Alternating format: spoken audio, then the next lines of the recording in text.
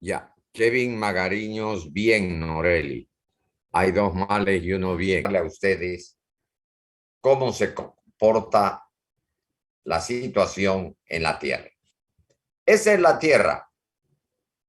Vamos a suponer que el eje norte-sur esté perpendicular al eje del Sol. Es decir, que esté en un equinoccio. Y voy a considerar 3 puntos. Uno en el hemisferio norte, otro en el Ecuador y otro en el hemisferio sur. Al punto donde se encuentren estos tendrán cierta ubicación geográfica dada por su latitud. ¿Ok? Lo primero que hago para la persona que esté en el hemisferio norte es trazo una perpendicular al círculo de la Tierra en ese punto. Entonces tendré lo que una persona ubicada en esta parte del hemisferio norte puede ver, ubicada en el Ecuador puede ver, haré lo mismo.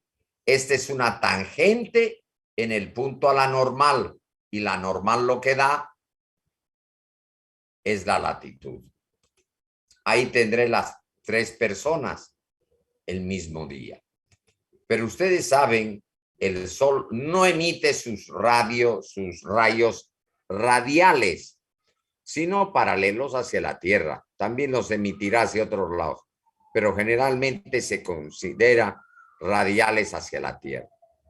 Entonces, en estos 3 puntos, este señor recibirá estos rayos de una forma, en el Ecuador de otra, directos por su cabeza, y en el hemisferio sur por este. Por ejemplo, aquí en el hemisferio norte, si este es el señor que está mirando siempre al norte, el sol estará a su espalda. Aquí estará encima de su cabeza y aquí estará al frente.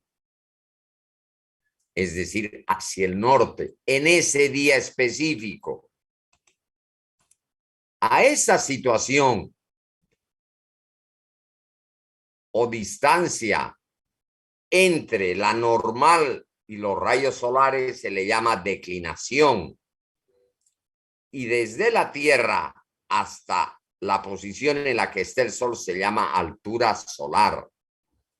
Entonces, fíjense, a una misma hora en este día, este señor de aquí con su cabeza tendrá una declinación solar hacia el sur, a pesar de que está hacia el norte. Este señor una declinación 0 y una altura solar de 90 grados. Siempre 90 grados menos la declinación da la altura solar o 90 grados menos la altura solar da la declinación, porque la suma de ambas siempre da 90 grados. Y lo mismo, va a ocurrir con este de aquí. Va a tener una declinación hacia el norte, porque la declinación es la medida de la normal hacia el rayo de sol. El sol va a estar frente suyo. Aquí estará en la cabeza y aquí en su espalda. ¿Ok? Y básicamente ese movimiento de meneo, tienen que ver ustedes que el sol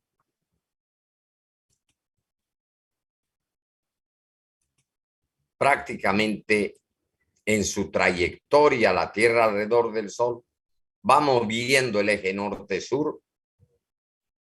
De aquí, de este equinoccio, se irá a un solsticio, se moverá 23 grados, .5 hasta llegar a ese solsticio, regresará otra vez al equinoccio y volverá nuevamente al solsticio. ¿Qué quiere decir? Que el sol no sale y se pone todos los días por el mismo sitio. El único día en que va a salir por el este clavado va a ser el día del equinoccio. pero después hace esto, se va para adelante o para atrás, dependiendo de su ubicación geográfica y dependiendo de dónde estoy yendo. Si estoy yendo del equinoccio de marzo al solsticio de junio, si estoy yendo del solsticio de junio al equinoccio de septiembre o del equinoccio de septiembre al solsticio de diciembre.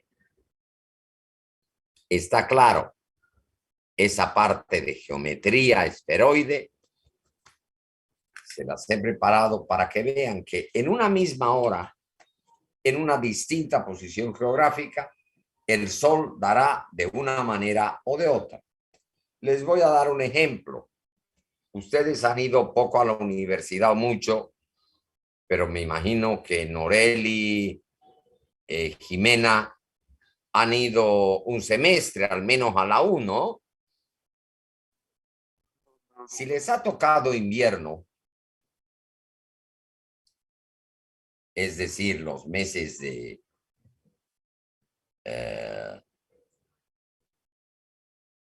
um,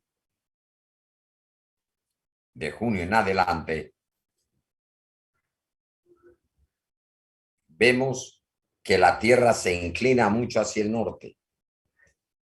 De manera que cuando miramos hacia el ICE norte, vemos que casi nos enceguece. La Tierra hace esto, se va para atrás, llega al cero y se va para adelante el sol a lo largo del año, al mediodía, en todas las ubicaciones geográficas. ¿Ok? No tiene una posición fija. El sol no sale y se pone todos los días por el mismo sitio.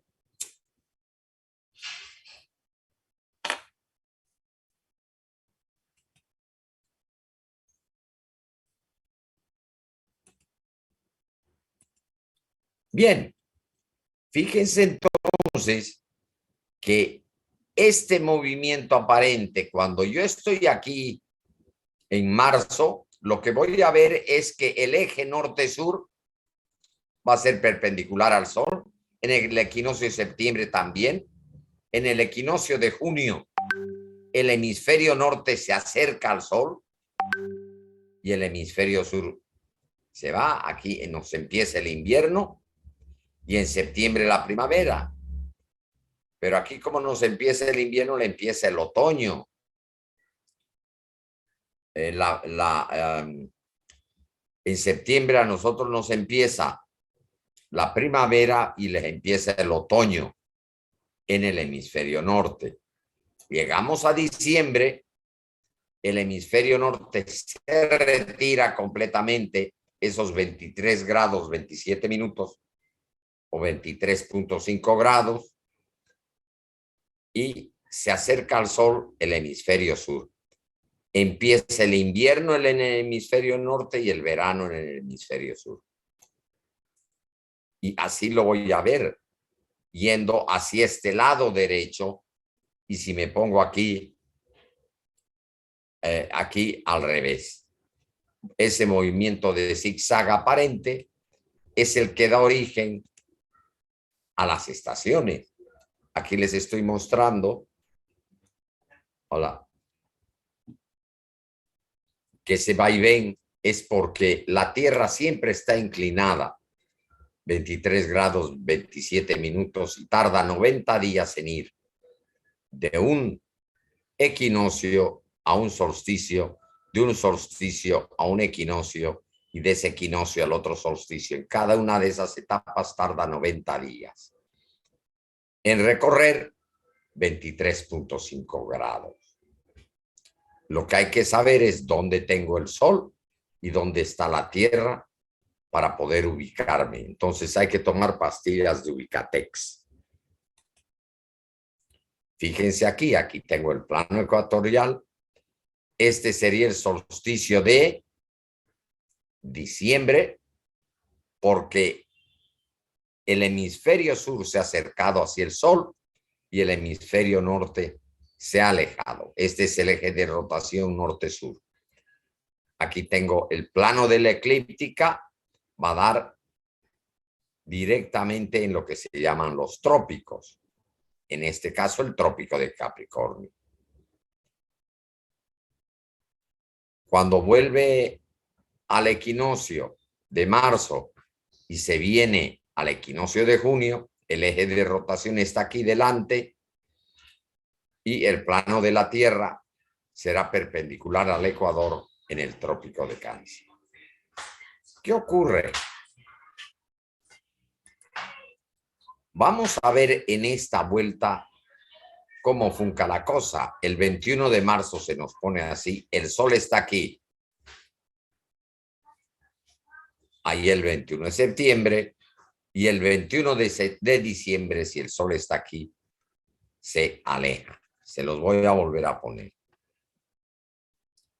Ok, ¿qué pasa el 21 de marzo? Es un equinoccio, iguales horas de luz que de noche. El Sol está aquí en el lado, en este lado de aquí. El 21 de junio se acerca al hemisferio norte al Sol, vuelve el 21 de septiembre otro equinoccio y finalmente el 21 de diciembre el hemisferio norte se aleja del Sol. Prácticamente es el vaivén el responsable de que existan las estaciones. Y por lo tanto, como hay diferentes estaciones al variar la temperatura, ¿por qué es importante para el ingeniero? Porque yo tendré que valorar en todos los meses del año en una zona el agua que hay disponible. Por ejemplo, le hago una pregunta a Iván Serrano. La radiación, que es la forma en la que el Sol nos hace llegar sus rayos, ¿dónde será mayor, aquí o en Potosí? ¿En Santa Cruz o en Potosí?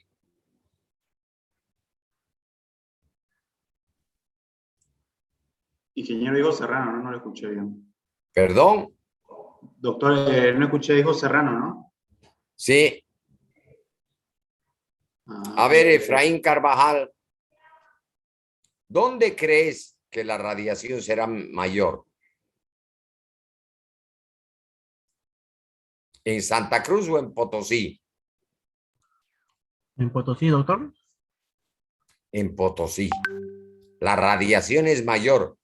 Pero ¿por qué no hace tanto calor en Potosí como en Santa Cruz, Terrazas Condori?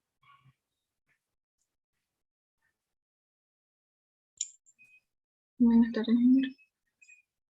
Buenas tardes. Es porque nosotros nos encontramos más cerca de lo No, que eso es un error. Estamos prácticamente casi en la misma latitud. Lo que pasa es que nuestra atmósfera tiene humedad y retiene calor. En Potosí es seco, no seco, seco. Entonces, no hay que se caliente. Se ve el sol y tenés que ponerte chompa, ¿no, Efraín? Pero ¿y qué pasa? Imagínense ustedes, dos cosas tienen que pasar para que las cosas se evaporen. Tiene que haber el agua, que es el recurso, y la energía, que es la que da el sol a través de la radiación. ¿Qué pasa, Lidia, si quieres beber y no hay trago?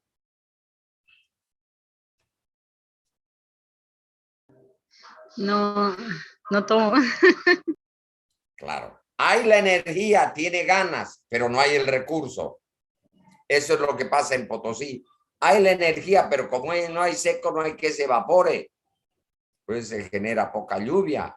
Son los vientos los que la llevan. ¿Y qué pasa viceversa? No, Noreli, bueno, está muda. Javier Guzmán, ¿qué pasa a la viceversa? Si tengo harta agua, pero no hay radiación.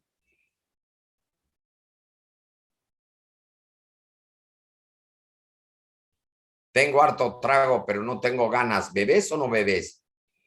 Tampoco veo.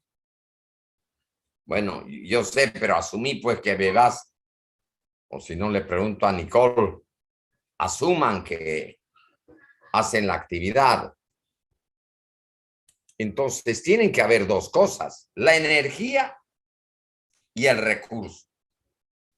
Por mucha radiación que haya, en Potosí no hay que se evapore, no hay recurso. En Santa Cruz hay radiación y hay el recurso. Es una zona semihúmeda. En el Beni hay radiación, sí, y hay el recurso. Esa humedad que hay en la atmósfera se calienta. Cuando se ve el sol, ese calor empieza a repartirse. Por eso estamos, ay, de noche, ay, mira, no hace calor. Ok, bien. Entonces, es por eso que para nosotros los ingenieros, saber dónde estamos y poder medir la radiación es importante, porque podemos determinar la evaporación, que sería una pérdida de agua. Otra pérdida de agua es cuando por exceso de mal uso de una zona, no le llega el agua que le puede llegar a un lago y se seca, como el Popó. Le abrieron acequias por todo lado para que la gente siembre y otro para que se dediquen a la minería. Y el Popó es Popó de verdad. Ya no es Popó, sino Popó. Yo lo conocí en su auge, una belleza. También lo he visto ahora y me ha dado mucha tristeza. Porque el río Desaguadero, que es el que lleva los excesos del lago Titicaca al Popó, prácticamente está seco. Bien. Entonces, ¿qué elementos? Ya sé que el responsable de que tengamos estaciones es nuestra relación con el sol. Adriano, cállate. ¿Y qué elementos harán al clima? No solamente cuánto llueve, sino cómo se distribuye esa lluvia. A mí me puede estar lloviendo una cierta cantidad aquí y en el plan 3000 otra cantidad porque son lluvias convectivas. La temperatura, la humedad, el viento y las horas de luz. En verano el sol está saliendo 6 menos cuarto de la mañana y se está ocultando a las 6:30, 7 de la noche casi. Pero en invierno el sol me sale 6:30, 7 y se oculta tipo 5:30. El viento, la humedad, esas temperaturas serán más bajas. Y esos son elementos que yo utilizo para clasificar el clima. Como les dije, la manera científica, el clima, en las zonas donde esto más o menos es comparable y es lo mismo, yo diré que tendrán el mismo clima y le buscaré un nombre, como decir primavera, hay ya humedad y hay lluvia. En el verano hay bastante horas de luz solar y una intensidad solar mayor. Y veamos dos conceptos que son muy importantes. El calor latente. Calor no es temperatura. Temperatura es el efecto de que en una cierta zona se retengan los rayos solares y se caliente. El calor latente es el responsable de que se produzcan los cambios de estado a la misma temperatura. No cambia la temperatura, solo el estado. Si estoy a 4 grados centígrados y estoy convirtiendo hielo en agua, aplico solo calor latente. Me va a cambiar del estado sólido al estado líquido a la misma temperatura. Pero le he tenido que poner energía. Y viceversa. Si quiero volver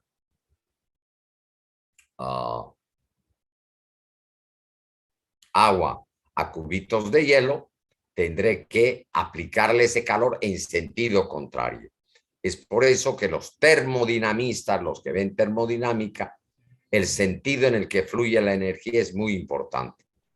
Para nosotros los hidráulicos no es tan importante porque la energía en un punto es la misma en el otro y no nos interesa si va de A a B o de B a A. Para los termodinamistas sí.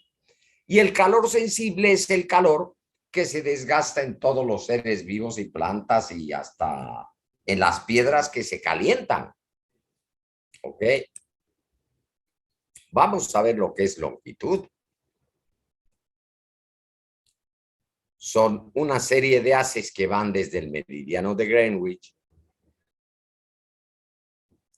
tanto a derecha o izquierda de ese meridiano, y que nos dan la primer coordenada de un punto.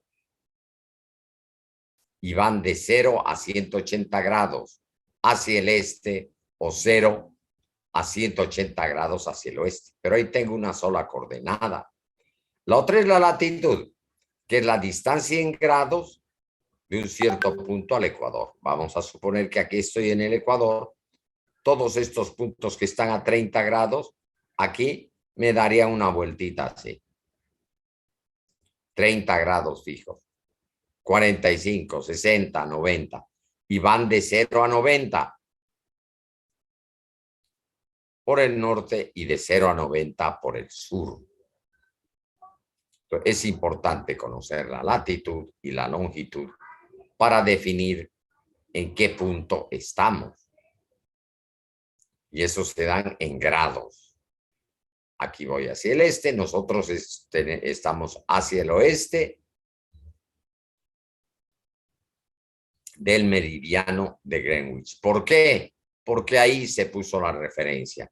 En Greenwich se pronuncia en inglés. Quiere decir pueblo de la bruja verde. Greenwich. Hay hartas brujas, ¿no? Bueno, ¿cómo nos llega el sol? En forma de radiación. ¿Qué quiere decir? Son ondas de radiación que nosotros no las podemos tocar, pero sí nos llegan. Y esas ondas son tan pequeñas que tienen una longitud de onda que la medimos en micrómetro, que es la millonésima del metro o la milésima del milímetro. Si yo agarro un milímetro, que es la milésima del metro, y lo divido en 1000, pues si estoy en el rango de 0,29 a 0,38 de longitud de onda en micrómetros, estoy en la zona ultravioleta. Esas son quemaduras.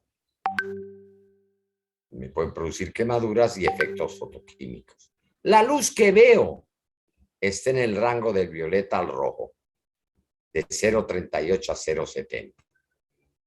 La infrarroja está de 0,70 a 2,30 micrómetros de longitud de onda, no de amplitud. ¿Ok?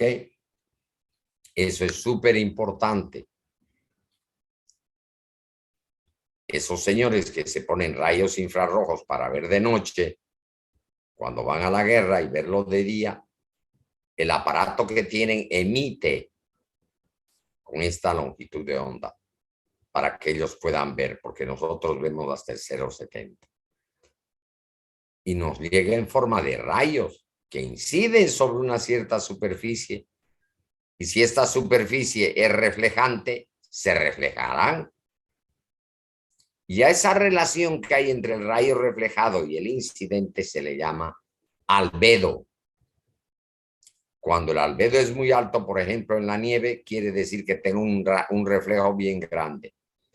Y en la nieve me tengo que poner crema, no por el sol que me queda por encima, sino porque el que se refleja de la superficie. Ok.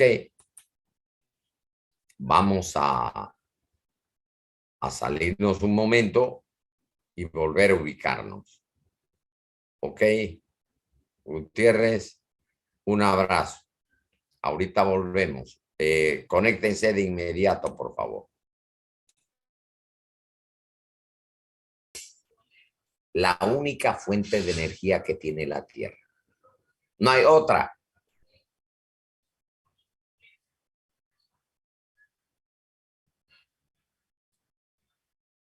y ese movimiento de vaivén. Nada tiene que ver la rotación solo tiene que ver en el día y la noche.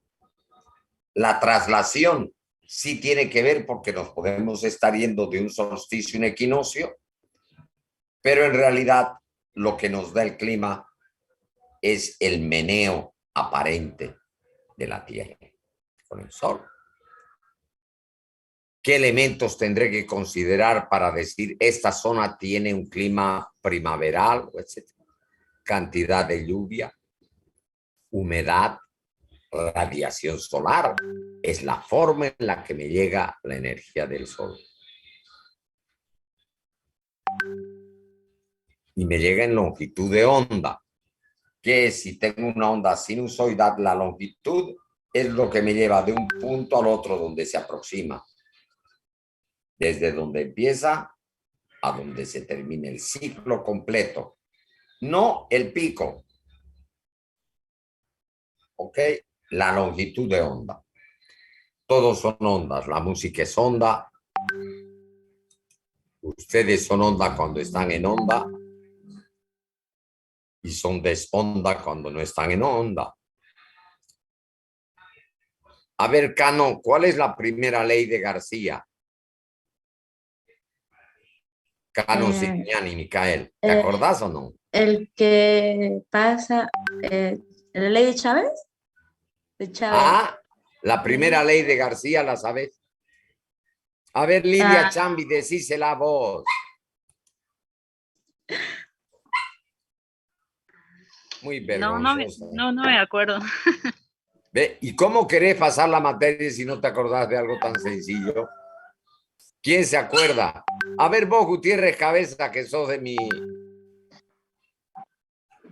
Lo que está jodido no se puede desjoder, ingeniero.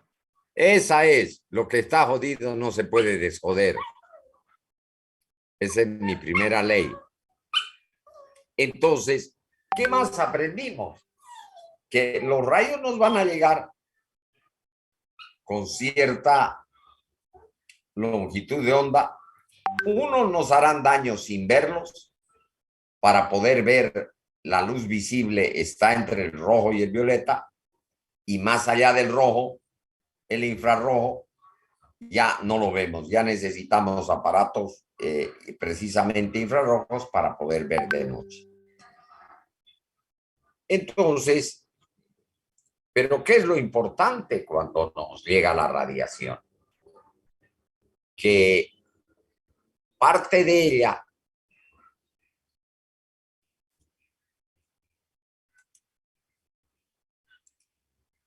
se puede almacenar en una superficie y parte de ella incidir.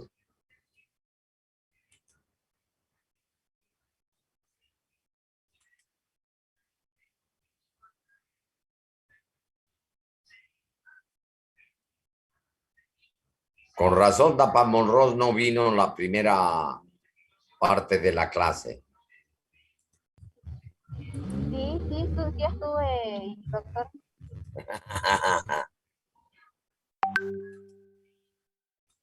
Ya, bueno. Aquí tenemos el Sol. La luz que transmite los fotones son energía. Parte de ellos se absorben por la Tierra dependiendo de las condiciones de la Tierra y parte de ellos se reflejan. ¿Ok? Fíjense ustedes, les voy a explicar el efecto invernadero. No es que sea de ahora, siempre ha existido. Si no fuera por él, no existiríamos. Es decir, esos gases que nos rodean permiten que no entre extra luz solar durante el día y se nos vaya completamente durante la noche. El efecto invernadero siempre ha existido. Pero ¿qué pasa ahora? Al existir gases con efecto invernadero, cosas que deben salir, o sea, para que estemos en paz con Dios, lo que entra tiene que ser igual a lo que sale. Hay entrada de luz solar y luz reflejada salida. ¿Qué pasa ahora? Cuando yo impido que estos rayos puedan salir de manera natural, regresan a la Tierra, la recalientan. Eso es lo que pasa con los gases de efecto invernadero. Esta energía infrarroja, que es la que nos daña mucho en rayos UV, recalienta la Tierra. Es como si le pudiera un espejo aquí y los rayos, en vez de pasar a través de un vidrio, llegan al espejo y rebotan. Ese es el efecto invernadero. Y en un balance de calor, que lo vamos a ver la próxima clase, si me entran 100, me tienen que salir 100, porque si no, sufriré un desbalance. Estos 100 que me entran están siempre en el límite de la atmósfera. Y como ustedes saben, la atmósfera tiene una extensión variable de 12 a 20 kilómetros. Es bien pequeña. Vamos a ver cómo esos 100 que recibimos, que se llama constante solar, es la energía que nos viene del Sol y que la recibimos en el límite de la atmósfera. Equivale a 1360 vatios por metro cuadrado, lo que consume un secador de pelo. Entonces, la próxima clase, para estar al día con los compañeros del grupo B, vamos a empezar a ver ese tema. Pero ya sabemos del clima y de nuestra relación con el Sol. ¿Y por qué para el ingeniero es importante el Ubicatex? Porque en cierta época del año, la radiación solar que yo reciba en Estados Unidos no va a ser igual a la que reciba en Kuwait o a la que reciba a pesar de recibir la radiación solar, tendré que hacer la evaluación. Porque como todas las fórmulas me hacen uso de la energía, aquí viene un chino y para ese chino hay más calor en Potosí que en Santa Cruz. ¿Por qué? Va a decir, hay más radiación solar. Si aplico fríamente la fórmula. Sin embargo, ustedes que saben que es un fenómeno potencial van a decir, no es así porque Potosí no hay que se evapore, es seco. No, no es seco, es seco. Doctor, yo tengo una pregunta. Sí.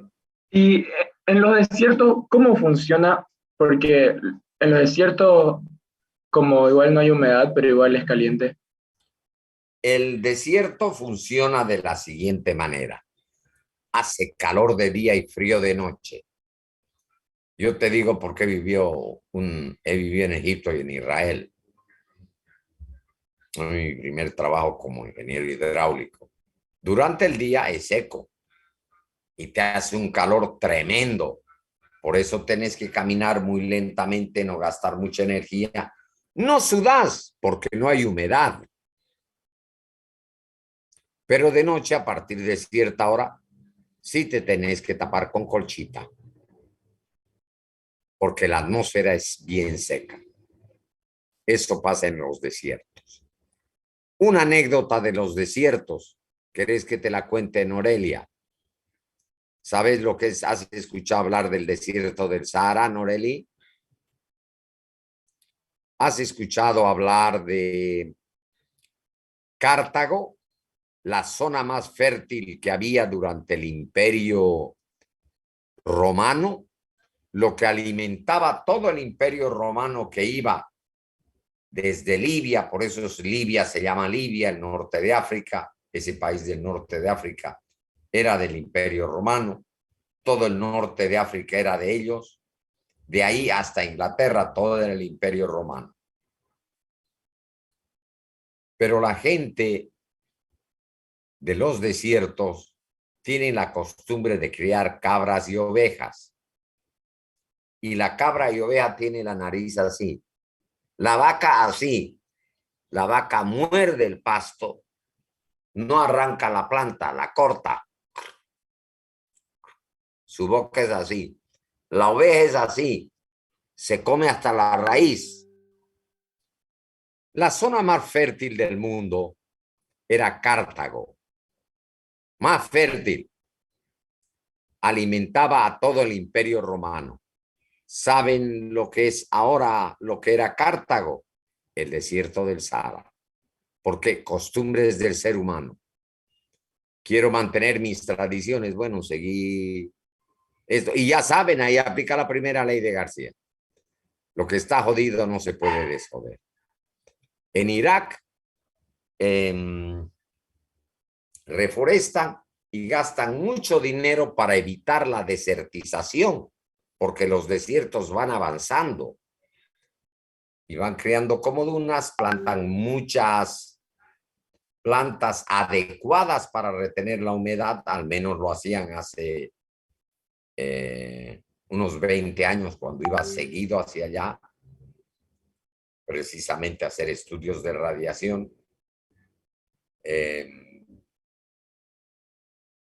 Y para que los árboles retengan humedad y esa humedad les permita avanzar. Plantaban, pero árboles como hormigas.